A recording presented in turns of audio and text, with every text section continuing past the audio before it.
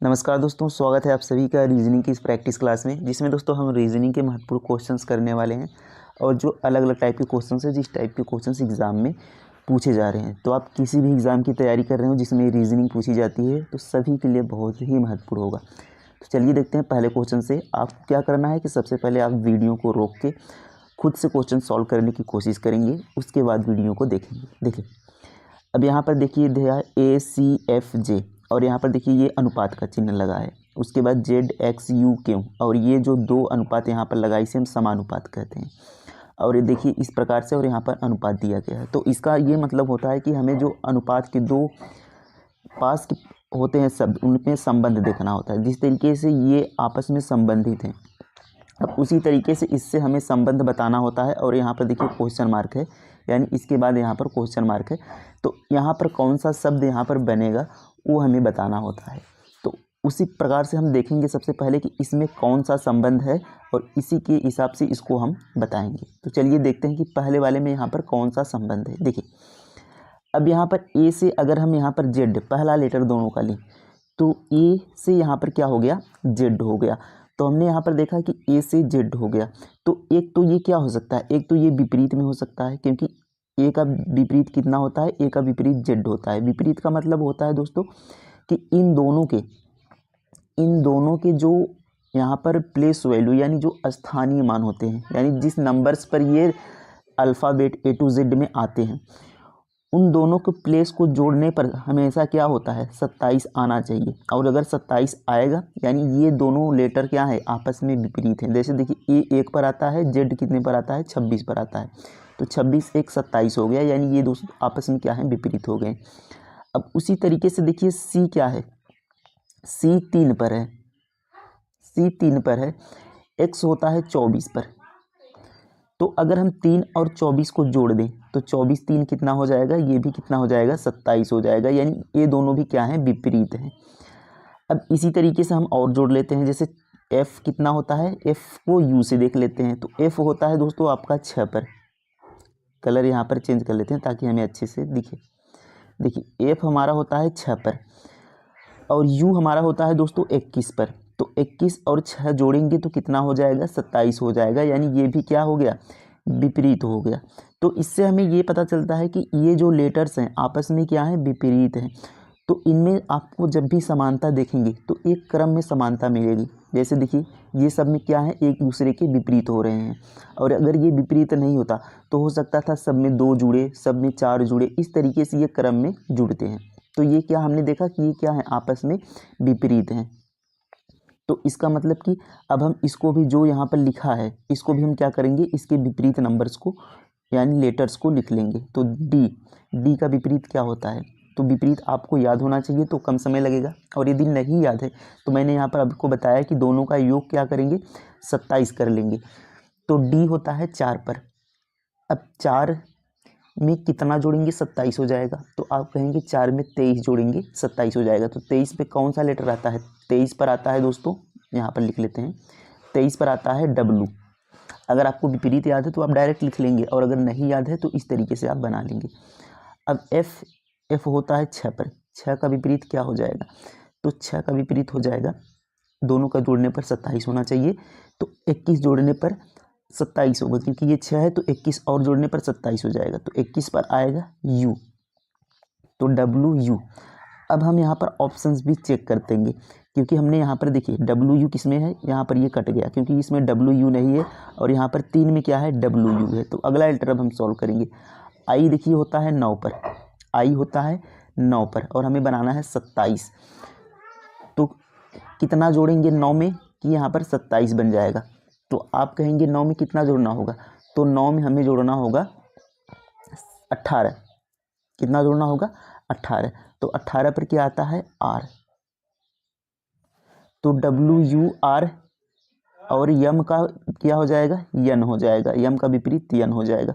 तो WURN किस में है, WURN ऑप्शन नंबर A में है। और ये आपका क्या हो जाएगा, सही उत्तर हो जाएगा A यहाँ पर, WURN। तो इस तरीके से हम यहाँ पर क्वेश्चंस को सॉल्व करते हैं। तो उम्मीद है आप सभी को यहाँ पर बिल्कुल आसानी से समझ में आ गया होगा कि विपरीत हम कैसे निकालते हैं, और विपरीत अगर याद होगा तो आसानी से हम क्वेश्चन सॉल्व कर पाएंगे। अगला प्रश्न देखते हैं। देखिए अगला प्रश्न यहाँ पर है नंबर सीरीज का कि 1, 3, 7, 15, 31 और यहाँ पर क्वेश्चन मार्क है। तो यहाँ पर हमें बताना है क्वेश्चन मार्क पर यहाँ पर कौन सा अंक आएगा। तो ये देखिए एक क्रम में चल रहे होते हैं, एक सीरीज में चल रहे होते हैं और उसी क्रम का हमें पता करना होता है कि किस क्रम में चल रहे हैं और उसी क्रम के हिसाब से अगली संख्या हमें क्या होती है बतानी होती है। तो सबसे पहले हम देखते हैं कि इनमें क्रम कौन सा है। देखिए 1 से यहाँ पर 3 हो गया, नंबर्स 1 से 3 हो गया, 3 से 7 हो गया, 7 से 15, 15 से 31। अब 31 से यहाँ पर क्या बनेगा, तो हम इनका अंतर चेक करेंगे। तो 1 में अगर दोस्तों हम 2 को जोड़ दें तो 3 हो जाएगा और 3 में अगर हम 4 को जोड़ दें तो कितना हो जाएगा, 7 हो जाएगा। अब 7 में देखिए अगर हम 8 को जोड़ दें तो 8 7 15 होगा यहाँ पर 8 को जोड़ने पर। अब 15 में हम कितना जोड़ दें, 16 को जोड़ दें तो 31 हो जाएगा। तो आप एक चीज़ यहाँ पर ध्यान देंगे कि ये जो नंबर देखिए 2 दूना 4 यानी इसका 2 गुना हो गया। अब 4 का 2 गुना करेंगे तो 8 हो गया। अब 8 का 2 गुना करेंगे तो 16 हो गया।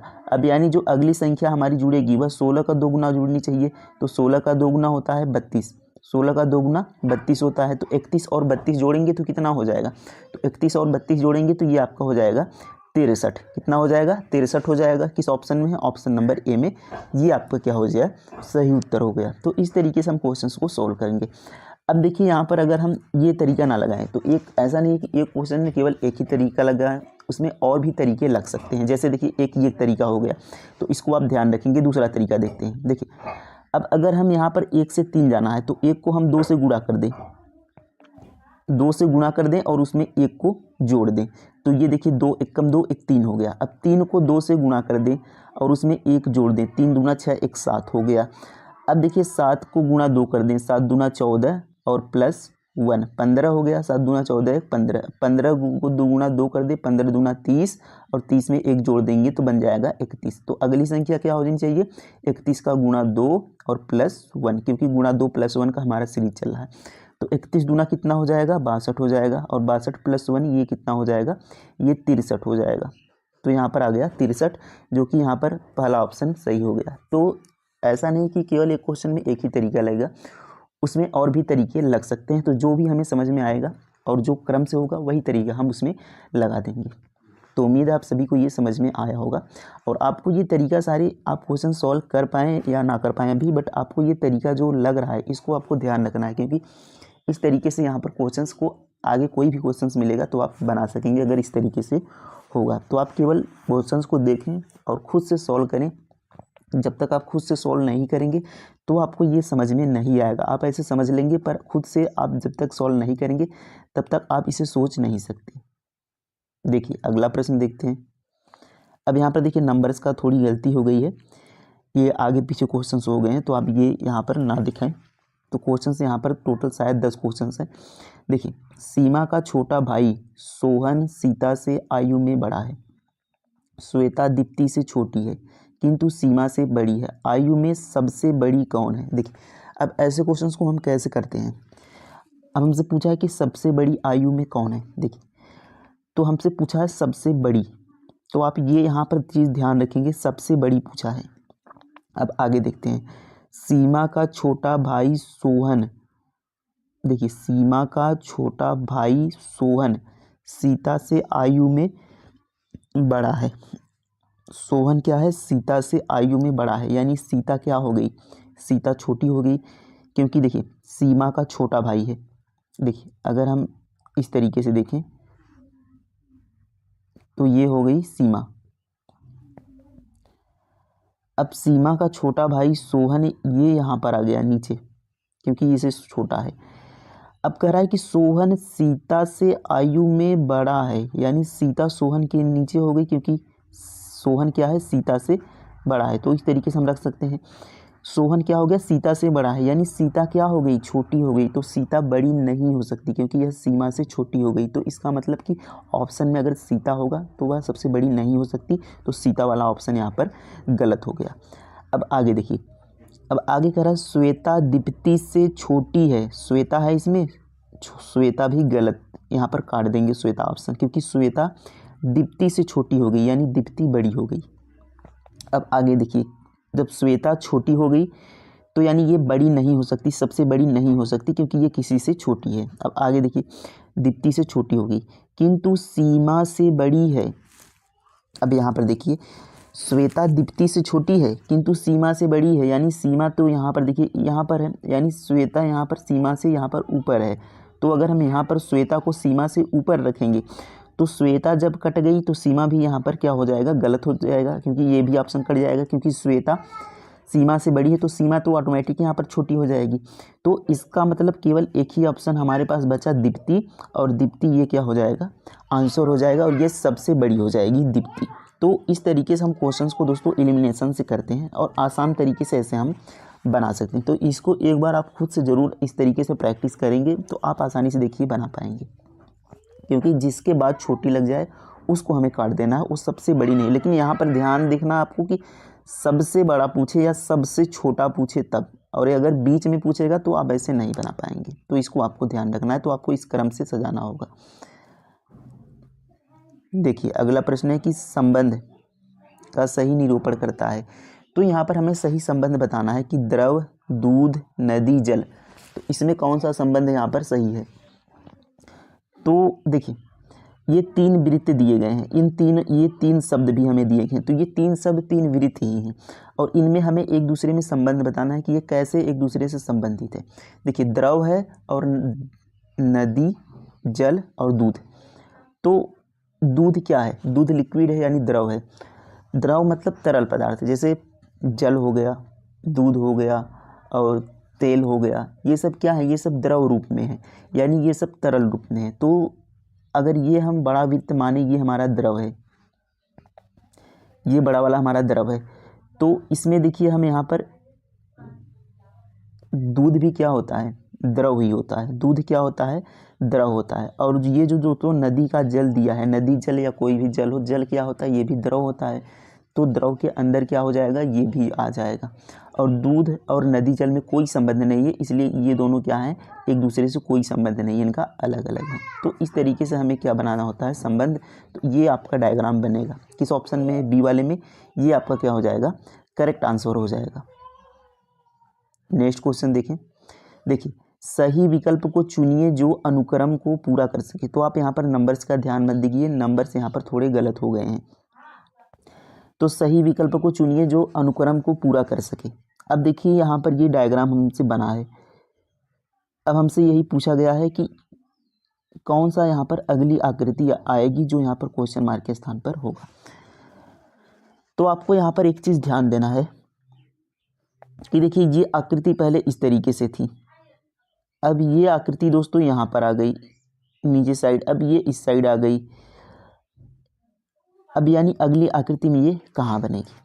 तो अगर हम ध्यान से देखें, देखिए पहले आकृति ऐसी थी, ये वाला अगर पार्ट हम देखें तो पहले देखिए इस तरीके से थी, लेकिन फिर इसके बाद ये देखिए यहाँ पर ये 90 डिग्री पे घूम गया, 90 डिग्री पे घूम गया। केवल अगर देखिए इस सीधी लाइन को अगर हम देखें, ये जो सीधी लाइन है हमारी, इसको देखें तो ये सीधी लाइन देखिए अगले वाले में कैसे हो गई, इस तरीके से हो गई, इस तरीके से हो गई। और ये देखिए आप देखेंगे तो ये वाला हमेशा क्या है, ये वाला हमेशा दाहिने साइड है, तो ये आपका नीचे साइड हो जाएगा। अब देखिए ये इस तरीके से दूसरे में घुमा है। अब देखिए तीसरे में भी क्या हो गया, इसमें वाले में ये सीधा हो गया, मतलब इसमें भी ये 90 डिग्री का घूम गया। 90 डिग्री का मतलब जैसे ऐसे था, फिर इससे हो गया, फिर सीधा हो गया। अब देखिए इसमें 90 डिग्री घूम गया, फिर इसको ये इस तरीके से बन गया है। अब आगे अगर देखें हम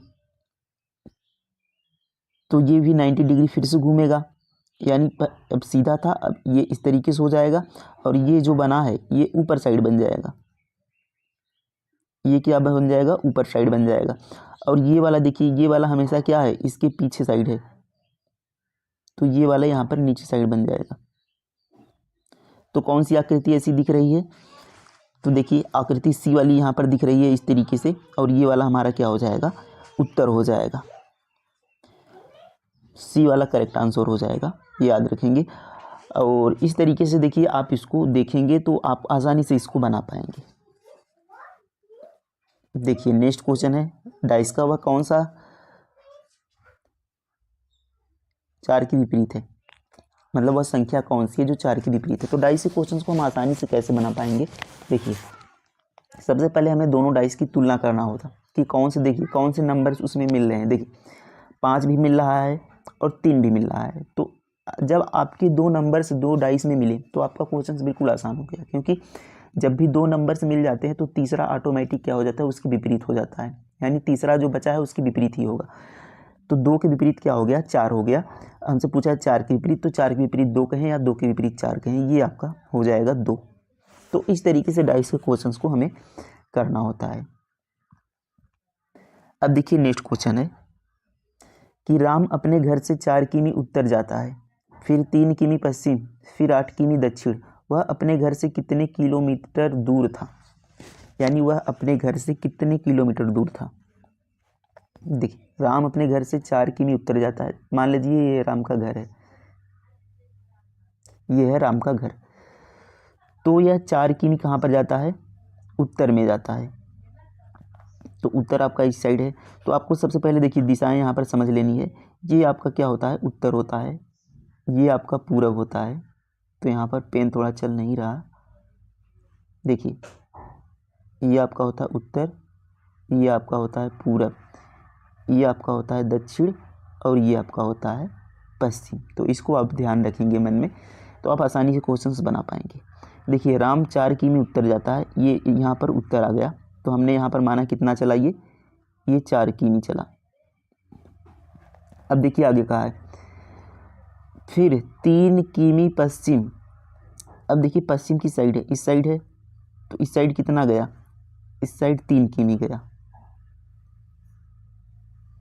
3 किमी गया इस साइड।